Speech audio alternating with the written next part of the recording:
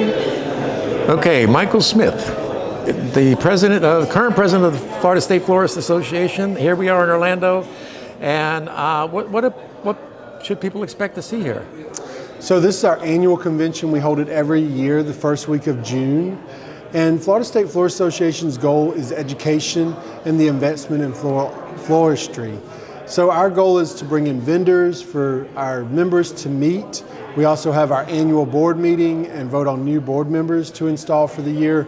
And then we bring in lots of hands-on programs and designers from all over. We really focus on education, what's trending, what's new in the industry to continue to help our members move forward.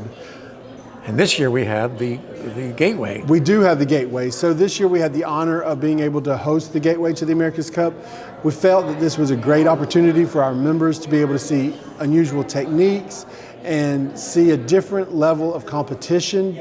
We also hold our own competition, which is Designer of the Year. And then we do our FSFAMD Master Designers testing. That is a great PFDE for people that are wanting to test for PFDE. So we do that as a prep course as well. And FSMD is recognized throughout the United States and abroad as a really high credential. So we put a lot of effort into that, and our education team works real hard to put on an incredible program doing that. Hey, it's a beautiful event. I love to show up here because it's local and you people are a nice family.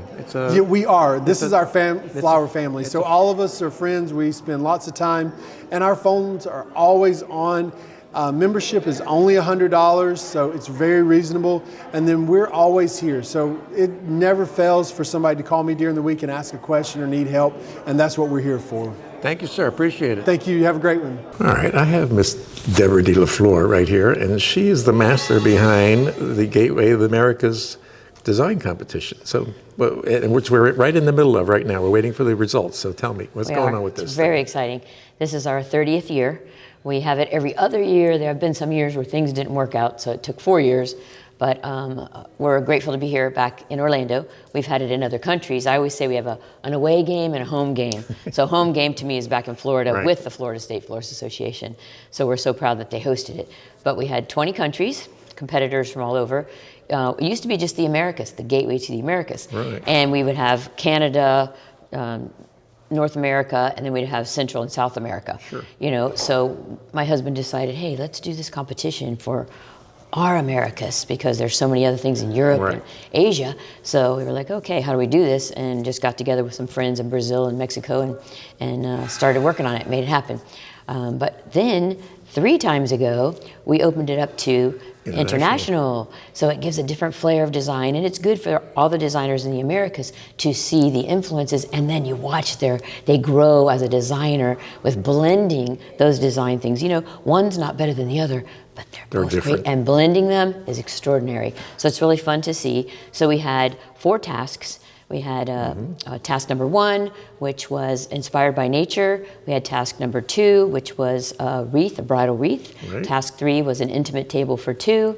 Task 4 is a bridal fashion, which had to sit on your shoulders. Right. And then the top 10, after the cumulative scores, the top 10, last night were on the stage at the opening. And so now we're waiting for the results, which will be right after lunch here at the Florida State Florist Association. So we're really excited to see who are the top 10 winners for the Gateway. So it's really an extraordinary competition just to share the artistry and flowers, you know, that we love so much. I don't want that to die.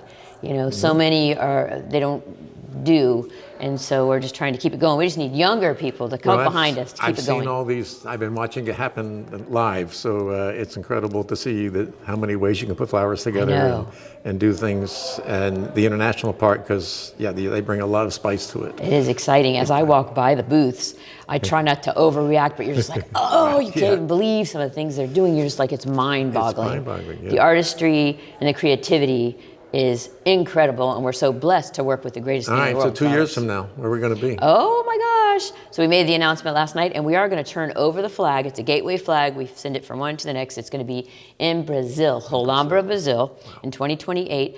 We're not really sure, but it might be September. And it's an area, and it's called Holambra, and it's where the Dutch settled and grew all the flowers. So that's where all the flower auctions are. And acres and acres and acres of beautiful flowers are grown there. So everyone in Brazil gets their flowers from there. Sweet. Yes, it's amazing. All right, I look forward to the end of the Okay, we hope end you of come the with day. us. I'm Thank ready. you so much, Will.